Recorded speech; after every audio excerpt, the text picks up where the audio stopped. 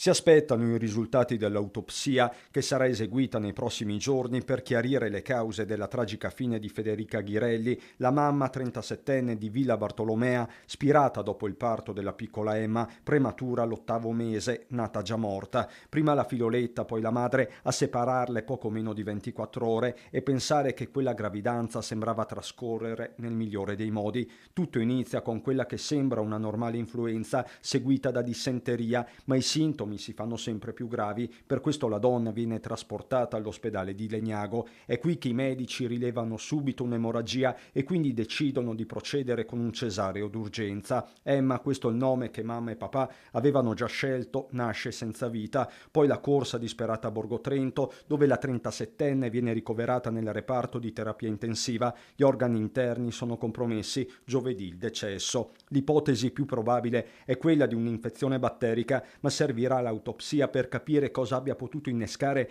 una tragedia così grande. Federica Ghirelli lascia un figlio di appena 4 anni e un marito, Elia Oliviero, originario del Padovano, come lei ingegnere biomedico. La donna lavorava per un'azienda di Badia Polesine, sono in tanti in queste ore a non darsi pace, tutti sapevano che Federica attendeva quella bimba con gioia. A Villa Bartolomea è il momento del dolore.